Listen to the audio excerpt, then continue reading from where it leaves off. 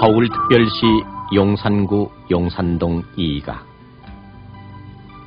남산 허리를 지나는 순환도로 아래 후암동이 끝나는 데서부터 잠수교로 연결되는 3호 터널길이 에워싸고 있는 평범한 주택가. 거기 한 시대의 삶이 숨쉬고 있습니다.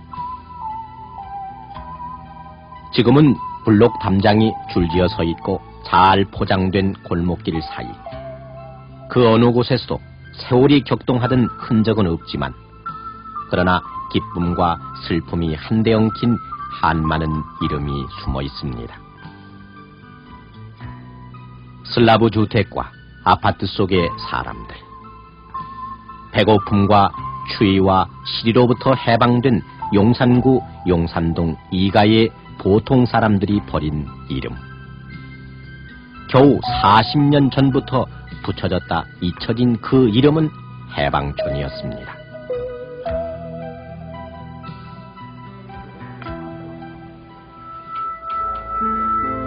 해방촌.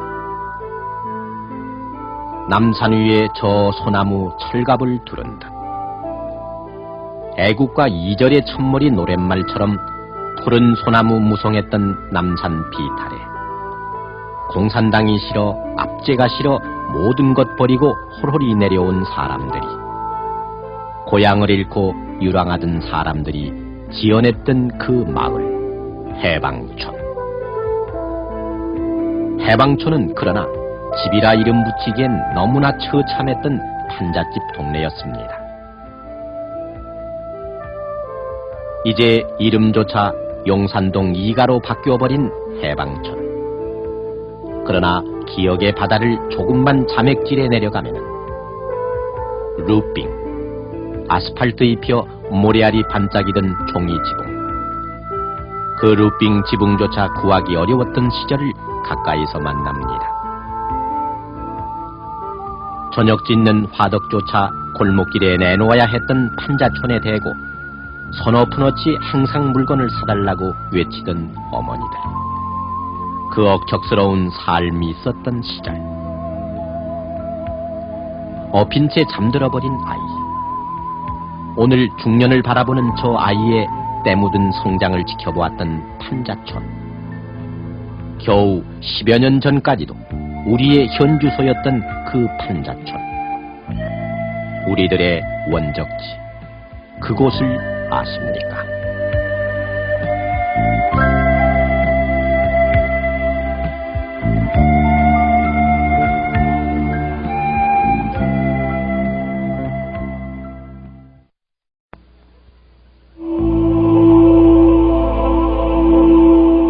그해 1950년의 겨울은 유난히도 일찍 찾아왔고 또 추웠습니다. 오르내리던 전선이 또다시 나무로 밀리기 시작했고 착하기만 하던 이 땅의 사람들은 전쟁보다 한 걸음이라도 앞서 나무로 향하기 위해 모든 것을 버리고 떠났습니다. 일사후퇴. 덮개 없는 기차 위에서의 고생은 그나마 운 좋은 사람들 차지였고 얼어붙은 한강을 떠난 피난민들은 끝없는 행렬을 이루며 기아와 동상 속에서 걷고 또 걸어야 했습니다. 눈보라 휘날리던 바람찬 흥남부두에도 LST 군함을 기다리던 처절한 대열이 끊이지 않았습니다. 그래서 닿은 한반도의 끝, 부산. 35년 전 1951년의 부산에서 아버지와 어머니, 아바이와 오마니들은 이고 지고 온 몇 보통이 세간들로 생존을 시작해야 했습니다. 도착하기만 하면은 뭐든 해결되리라 믿었던 부산이지만 거기엔 집이 없었습니다. 저녁이면 밥 짓는 보랏빛 연기가 솟던 야트막한 초가 삼간도, 오막살이 집 한 채도 이미 두고 온 고향 속에만 있을 뿐이었습니다.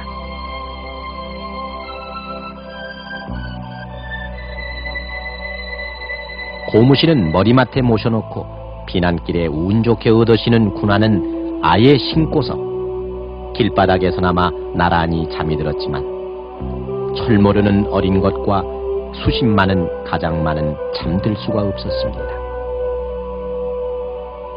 내일은 어디서든 가만히 몇 장을 구해 움막을 지으리라. 굳게 다짐을 해보아도 5,000원짜리 지게 살 돈이 없어 남의 수레를 밀어주고 받는 500원으로는 가만히는커녕 한 끼 허기를 메우기도 어려웠습니다. 미군 부대에서 흘러나온 음식 찌꺼기로 만든 꿀고기죽. 점잖게 유엔탕이라고 이름 붙여 마산 가는 뱃머리에서 팔던 그 꿀꿀이죽조차 한 그릇에 500원이나 했습니다.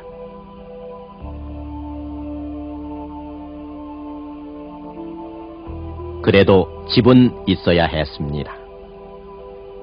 매서운 바닷바람을 맞으면서도 부산의 날씨는 북녘보다 따뜻하다고 고마워하면서 용두산으로, 영주동으로, 영도 청학동으로, 범내골로 그 황량한 산비탈 어느 곳이든 평생 목수일을 못해본 사람들이 마구잡이로 집을 지었습니다.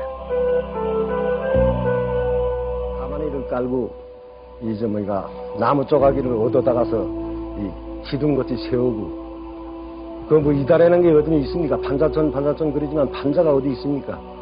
그 부두 근처에 가면 그 박스 그 뭐 유엔 박스라고 그런가 뭐 그런 거 다 물에 젖어서 이렇게 된 걸 끌어다가 그거로서 이제 뭣도 없어서 새끼를 주워다가서 클 둘레둘레 이렇게 하고 위에는 그 비난민 수용소의 그 창고에 들어가니까 천막이 반 찢어진 천막이 하나 있어요.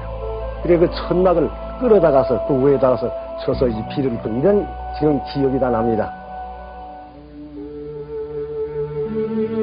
부산처럼 계단이 많은 도시가 있을까? 40계단 혹은 몇 계단을 올라 까마득한 산등성이에까지 따개비처럼 붙은 판잣집들. 임시수도 부산은 서울 해방촌 판자촌을 그대로 옮겨 그렇게 삐걱거리며 맞대 있었습니다. 국제시장 골목을 헤매던 사람들의 집도, 서울에서 꽤나 알려졌던 사람들의 집도 판자촌이었고, 국가원수 이승만 대통령이 전쟁의 아픔을 위무하러 간 것도 움막이나 판잣집이었습니다.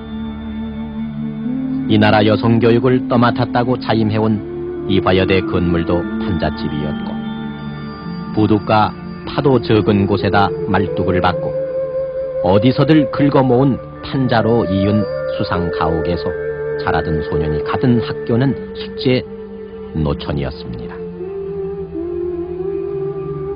그러나 굳세였던 금순이, 우리네 어머니들 삶은 기어들어갔다 기어나오던 토굴 같은 집 속에서도 또순이의 삶 그대로 이어졌습니다. 사람 다닐만한 자리 어디서든 좌판을 만들어 식구들에게는 먹여보지도 못한 흰쌀 한두 마를 펴놓았고 한두 필 옷감도 부지런히 펴보였습니다. 상상조차 할 수 없었던 상수도였기에 양철 물지개를 지고 두 동이씩 척척 물을 나르던 이웃집 총각을 보면 큰아들을 둔 이웃집이 그렇게 부럽기만 했습니다. 예, 물이 너무 없어가지고 어디 가니까 조그만 샘이 있는데 서로 그 물을 길어다 놓으니까 그 물이 흙탕물 같아요. 근데 그걸 하룻밤 재우면 불이 뜨거운하게 좀 밑에는 흙이 깔아앉고 위에는 물인데 그래도 물이라고 그걸 거기다 쌀을 씻어가지고 먹곤 했는데 지금 생각하면 지금은 뭐 생수다 뭐 영양이 들어있다 물에도 여러 가지 말을 하는데 그때는 그 흙탕물을 먹고 살았는데 그때는 어째 그렇게 병도 안 걸렸는지 모르겠어요.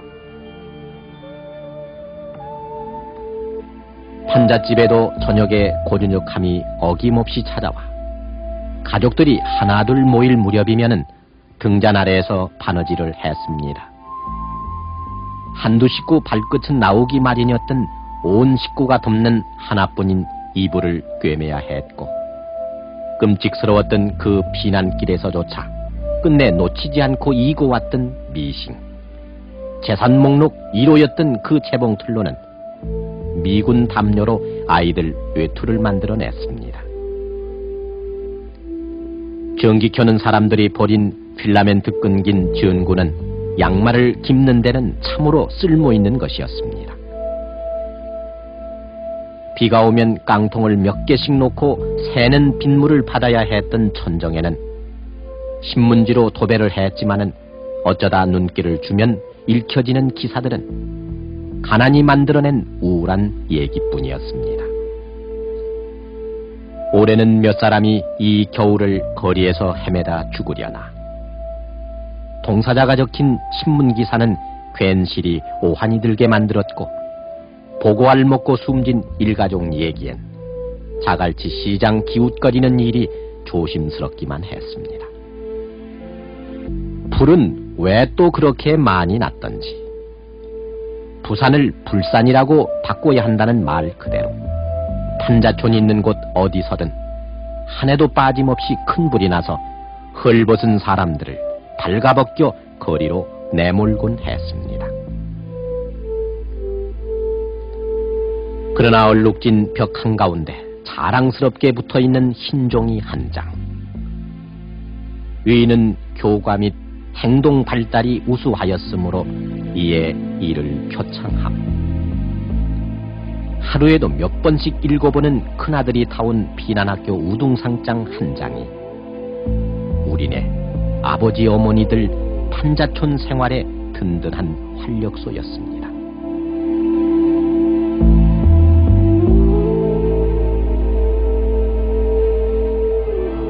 한만 비난살이 서른도 많어 그래도 잊지 못할 판자집이여 경상도 사투리에. 휴전이 되고 환도 행렬을 따라 서울 가는 12열차의 피난 생활의 가난을 다시 싣고 찾아온 서울은 폐허였습니다. 여기가 내 집 터이거니 어림해보는 순간, 희망마저 꺾어버린 전쟁의 실체를 오히려 가장 뼈저리게 느낄 수밖에 없었습니다. 지금 현재는 이렇게 건물이 더 좋은 건물들이 있었지만은 그 당시에 34년 전에는 전부 야산이 됐고 야산 밑에 학과방을 치고 살아왔습니다. 그 당시에는 먹을 것도 없고 집이라는 건 토막굴, 학과방집 짓고 지붕 말개는 전부 미군부대에서 나오는 거 박스로 우슬밀하고 살아왔습니다. 물은 없어서 남산에 가서 길에다 먹고 전기수도는 그때 보기가 어려웠습니다. 그러다가 이제 생활이 조금씩 나아가면서 이제 담장도 튀기 시작했고 집도 개량했습니다.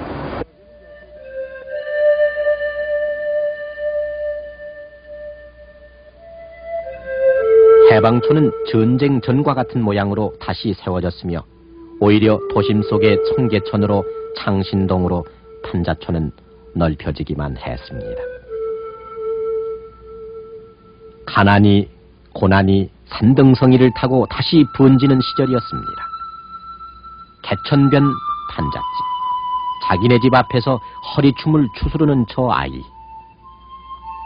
변소 없는 집에 사는 저 아이를 나무랄 사람은 아무도 없었고, 피난 시절 줄곧 방 한 구석을 차지했던 사기 요강은 여전히 필수품으로 남아 있어야 했습니다. 변소도 상수도도 없는 동네.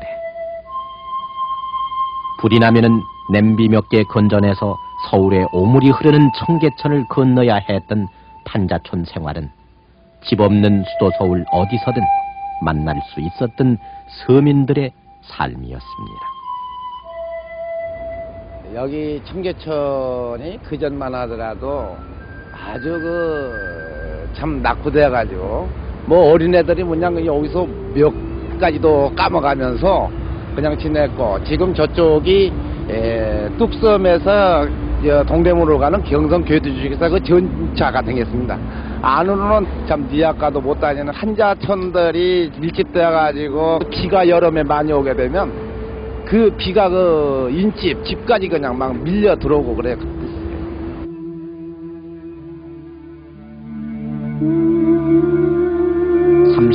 폐안된 지난 58년부터 청계천은 복개되기 시작했지만 주변은 여전히 판자촌이었고 겨우 1년에 10,000채씩 짓는 집으로는 서울 주택가의 모습을 바꿔놓을 수 없었습니다.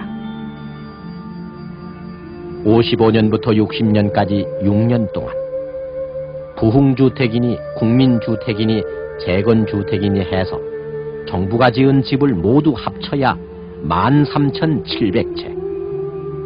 민간인들이 지은 것을 합쳐도 10만 채가 못 됐습니다.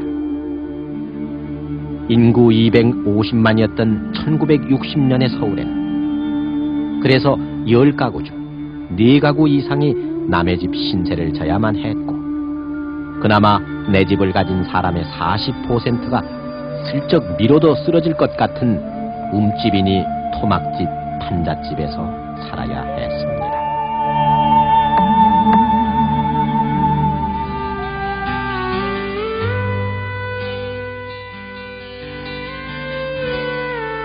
해마다 30만 채씩의 새집이 생기고 전 국민의 80%가 스스로 중산층이라고 여기고 있는 오늘.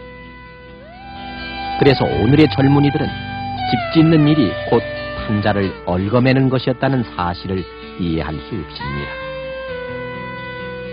수세식 비온소를 갖추고 전기 세탁기로 빨래를 하는 젊은 주부들은 겨우 20여 년 전 수도를 갖춘 집이 10% 남짓이었다는 사실을, 수세식 비온소가 있는 집은 서울에서도 0.6% 뿐이었다는 사실을 믿으려 하지 않을 것입니다.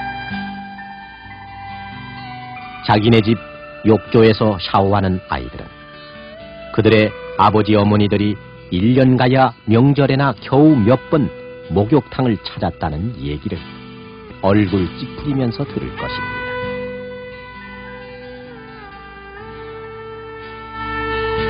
도심을 가르는 3일 고가도로 위로는 차량의 행렬이 바쁘게 꼬리를 물고 있을 뿐 판자촌이 즐비하던 청계천은 이제 자취를 감췄습니다. 허기진 배를 안고 망연히 쪼그리고 앉았던 부산의 40계란도, 난간을 부여안고 참으로 많이 울었던 영도다리도 이젠 비워냈습니다. 그때 부산항에 들어온 외국 선원들은 밤에 보면 홍콩의 고층 건물 숲을 연상했던 야경이 아침이 되면 개딱지 같은 판자촌으로 비워내 실소했다고 하지만 이제 부산은 그들의 항해길 그 어느 도시 못지않은 국제미항으로 기억되기 시작했습니다. 그러나 남산허리 순환도로 아래, 부산 삼복도로 아래, 잘 뻗어나간 청계천 고가도로 아래에는 오늘 중년이 된 사람들이 결코 잊을 수 없는 동네가 있습니다.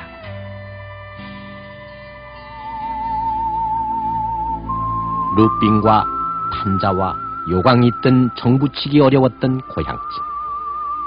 그러나 잊지 못할 판잣집. 어떻게 살아온 세월이던가. 생각하면서도 풍요 속에 투정하는 아이들 앞에 두서있게 얘기하지 못하는 삶이 있었습니다. 판자촌 한가운데로 난 철길에 앉아 배고픔도 기차 소리, 아이 우는 소리도 아랑곳 없이 오로지 책 읽기가 갈증나던 그 때를, 불과 30년 이쪽 저쪽의 얘기를 어떻게 들려줘야 하는 겁니까?